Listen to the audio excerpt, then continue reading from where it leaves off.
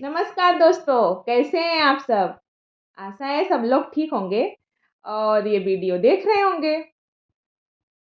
तो दोस्तों, आज हम एक ऐसे नियम की बात करने जा रहे हैं। आप लोग ने तो न्यूज़ में सुना होगा कि यूजीसी ने नए नियम लाए, जिसकी वजह से छात्रों ने धरना प्रदर्शन किया।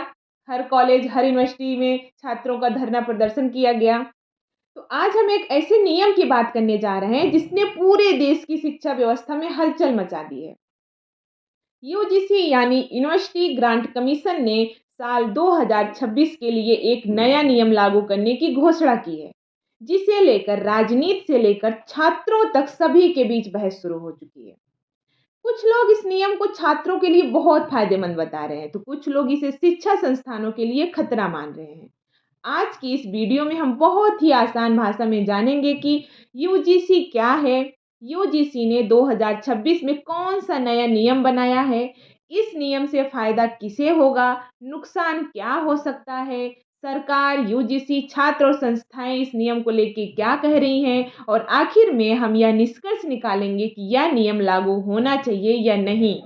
आप लोग से भी विनती है कि आप लोग भी अपना ओपिनियन कमेंट में जरूर दें। तो दोस्तों, वीडियो शुरू करने से पहले आप सभी से एक छोटी सी रिक्वेस्ट है। अगर आप शिक्षा, सरकारी नियम और ब्रेकिंग न्यूज को आसान भाषा में समझना चाहते हैं, तो आप हमारे चैनल डेली एडू न्यूज को अभी सब्सक्राइब कर लीजिए। जो भी ऑडियंस इस वीडियो को देख रहे हैं, जो भी स्टूडेंट हों या पेरेंट्स हों, जो भी इस वीडियो को देख रहे हैं, आप अभी हमारे इस डेली एडू न्यूज को सब्सक्राइब कर लीजिए और इस वीडियो को लाइक ज़रूर कीजिए।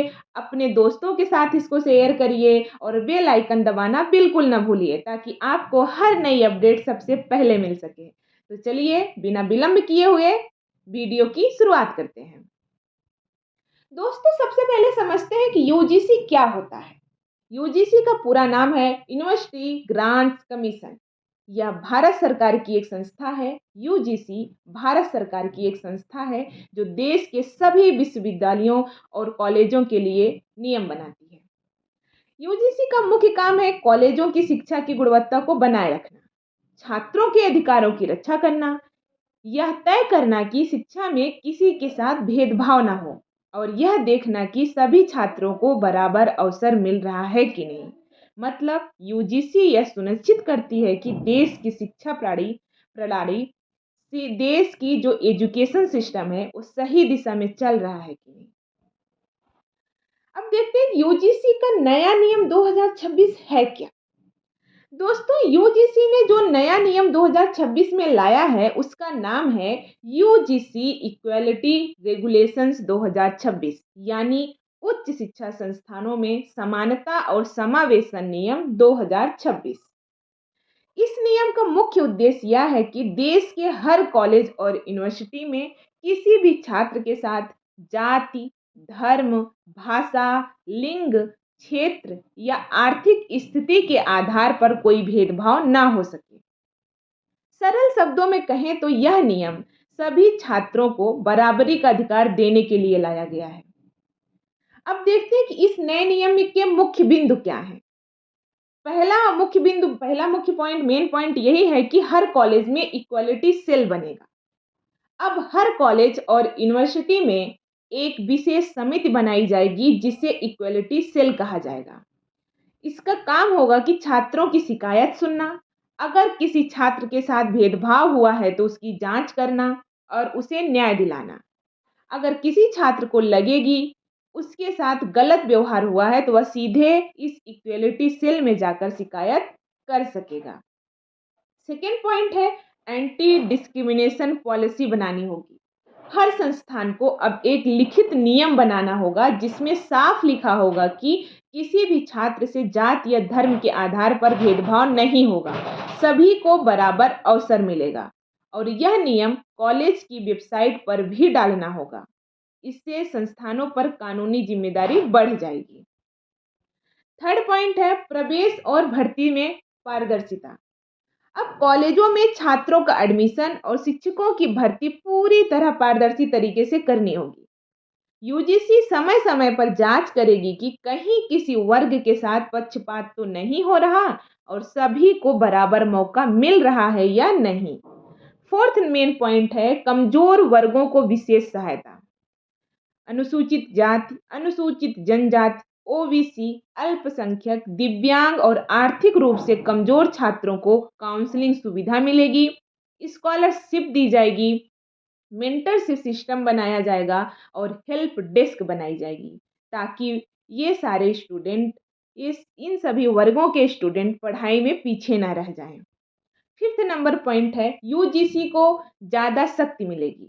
यूजीसी को अधिकार दिया गया है कि वह किसी भी कॉलेज की जांच कर सकेगा, रिपोर्ट मांग सकेगा और नियम न मानने पर कार्रवाई कर सके।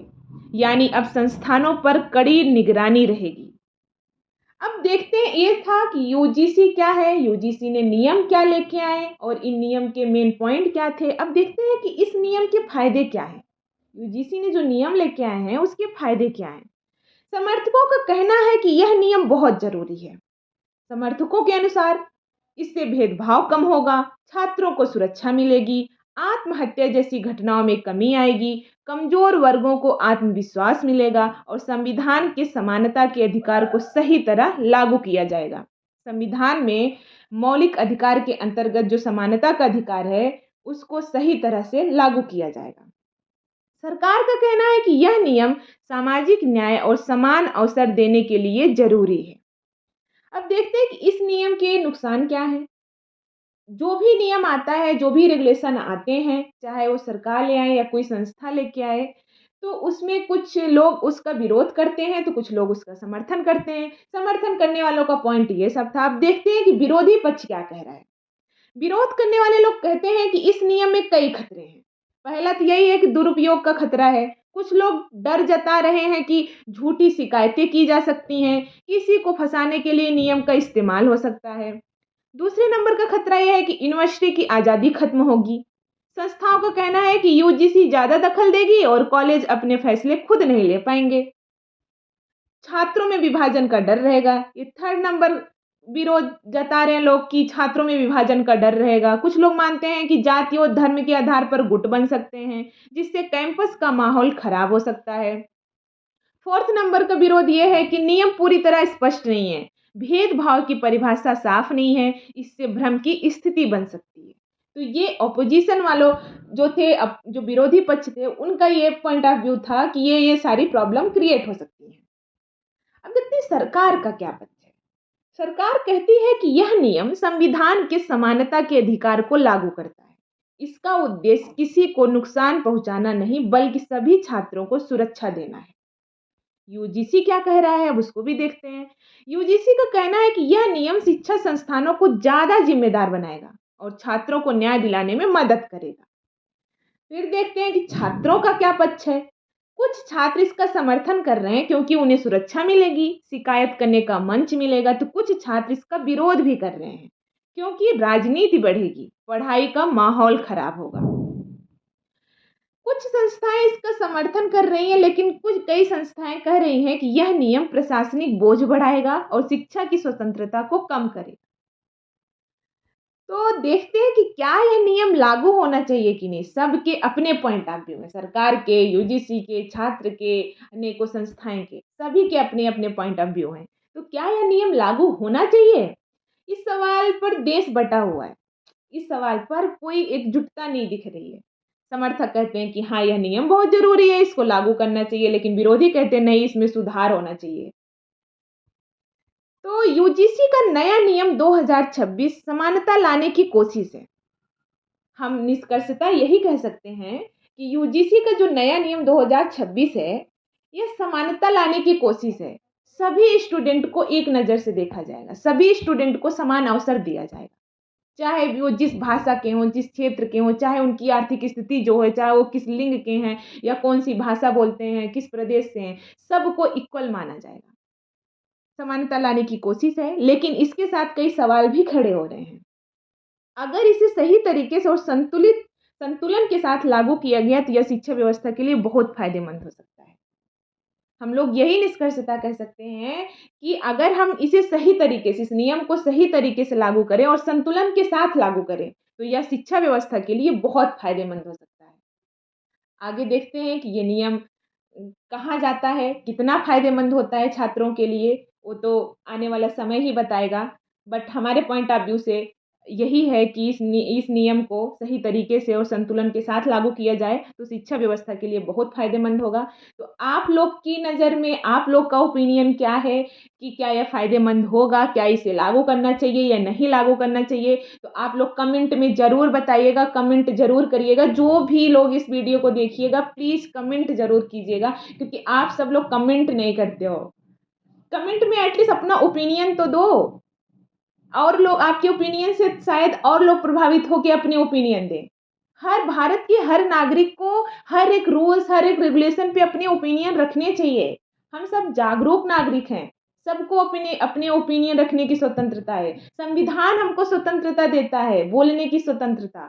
तो आपको स्पीच बोलने की स्वतंत्रता है, तो आप लोग बोलिए, अपना ओपिनियन लिखिए, अपना ओपिनियन बताइए। शायद आपके ओपिनियन से जो लोग नहीं बोलते हैं, जो लोग नहीं लिखते हैं, वो भी प्रभावित होकर लिखने लगे, वो भी इंस्पायर हो थोड़ा बोलने के लिए, वो भी अपना ओपिनियन रखें। ओपिनियन रखने से ही समाज बदलता है और देश बदलता है। तो आप लोग कमेंट में ज़रूर अपने ओपिनियन को रखिए, ज़रूर कमेंट करिए। अगर आपको यह वीडियो पसंद आया हो तो इसे लाइक ज़रूर करिए और अपने दोस्तों के साथ शेयर करिए, और हमारे चैनल डेली एडू न्यूज़ को सब्सक्राइब करना ना भूलिए। कमेंट में ज़रूर बताइएगा यार, क्या आपको लगता है कि यूजीसी का यह नया नियम लागू होना चाहिए या नहीं? सब लोग प्लीज़ कमेंट में ज़रूर बताइएगा। ऐसे ही शिक्षा से जुड़ी हर बड़ी खबर के लिए हमारे चैनल से जुड़े रहिए। धन्यवाद दोस्तों, मिलते हैं अगले एजुकेशनल वीडियो के साथ। Thank you.